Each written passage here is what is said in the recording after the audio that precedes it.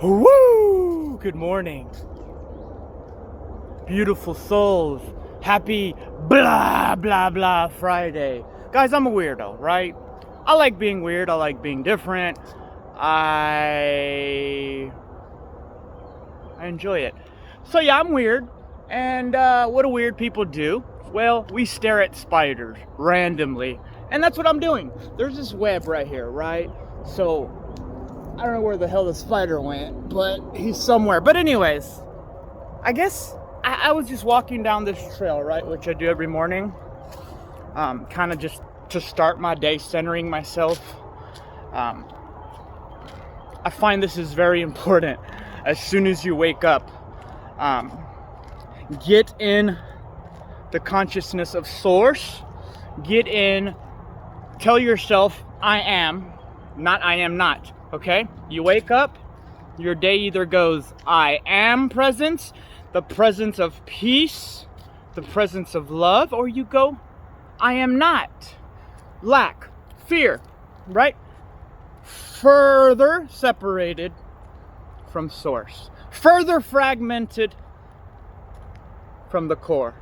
So anyways, I walk down this trail and I get myself in this state. I also remind myself that each day I wake up is there will be certain tests presented to me. So with this in mind, I've noticed along my journey, it allows you to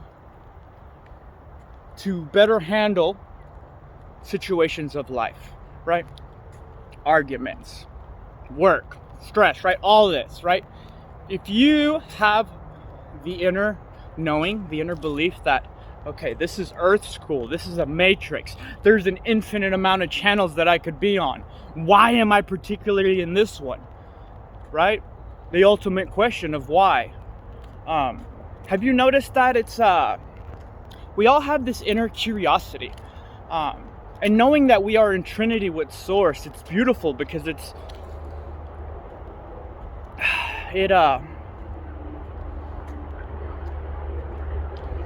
completely, whoa! Sorry guys, almost walked in right into my best friend here. Look at that. And you know what guys, I had arachnophobia for the longest. So I got metaphysical with that and I was just like, okay, what am I scared of spiders? And just started thinking and I started reading into them and beautiful creatures. Everything is really, but I guess the fear came from the thought of being bit, right? So I look at a spider and boom, my brain starts painting all these pictures. Arachnophobia, right? Big old tarantulas, right? All these pictures. And then this is why I say, oh, I hate spiders, right? Because it somehow affects my survival with the pictures I'm painting. You guys know what I mean. Anyways, I hope y'all have had a great week. And by great, I mean just peaceful, centered, neutral week, right? I enjoy the highs. I also enjoy the lows. I'm understanding now it is a ebbs and flow. Beautiful. Oh, every time I get right in between this river, I sense a surge of energy right here. Oh, that's another thing, you guys. I wanted to talk about like hot spots, paranormal activity. Okay, last night I was watching this beautiful series on Netflix called Skinwalker Ranch. I know you guys have heard of Skinwalker Ranch. At the end of this, I'm going to play y'all a little clip from the beginning of the series. It's called Investigating Skinwalker Ranch. Skinwalker Ranch, for those of y'all don't know, it's basically a place where incredible paranormal activity has taken place. Cattle mutilations, UFO activity, right? This is a prime hot spot, prime portal to these infinite dimensions that we know exist, right? And once again, I'm going to bring it up again.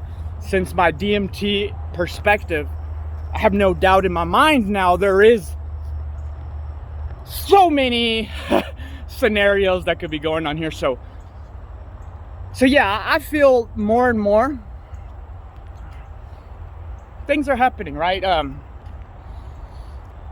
People are starting to ask questions, and this is where it all starts, right? We must ask questions. So yeah, it's going to be very interesting watching this series as we continue to investigate the nature of reality, as we continue to realize that we are not alone. We are surrounded by creation. And this is the love, this is the wrap, this is the embrace of matter, aka the mother, the divine mother, the Trinity that you are, beautiful souls. So remember, start your day. I am not. I love you guys. You're a powerful, eternal creator. I love you guys. I really do. I appreciate everything you're doing to better yourself. Because we're all whole. We're all one body, right? All of us together. So you better yourself, you better me, and you better the collective. Beautiful souls. Oh, and here's the little clip of the Skinwalker Ranch. Hit it! As early as 1911, newspaper reports profiled strange noises in the basin, and the homesteaders started seeing unexplained phenomena. And by 1979, there were a lot of UFO sightings in the basin being documented. People have had really acute medical episodes. Everything from incidents of nausea, perception-altering experiences, vertigo, temporary paralysis. And then the Sherman family in 1992 acquired the property and were witness to some of the most disturbing events on record. Cattle mutilations. These were daylight cattle mutilations. We're talking very surgically precise dissections of these cattle. They were drained of their blood, and there was no blood to be found underneath them. As much as 25% of the herd at that time were lost. Wow. In 1996, the reports of the Sherman family led billionaire Robert Bigelow to acquire the property and to commence an unprecedented scientific study. Bigelow came in with his team, National Institute of Discovery Science, or NIDS. That transitioned to Bigelow Aerospace Advanced Space Studies, which was funded by the US government and kept highly confidential. It was a very aggressive effort. And as part of that, it was staffed at one time by dozens of professionals. Many of those professionals to this day refuse to ever set foot on this ranch ever again for the rest of their lives. Really? Literally. That's right. Wow. That brings us to present day. In 2016, I purchased Skinwalker Ranch and assembled our team to carry this investigation forward into the next level. And what is that? We started deploying technology devised by Eric Bart, our principal investigator, related to monitoring and recording the events happening on the ranch. That makes sense. One of the first things that we captured, a 500-foot section of the mesa became totally illuminated. That's wild. We have seen several instances of compact light pillars, these columns of light that have appeared above the mesa. I'm looking at this picture, and I believe I'm seeing scatter off of the lower cloud cover, which implies that it's going upward.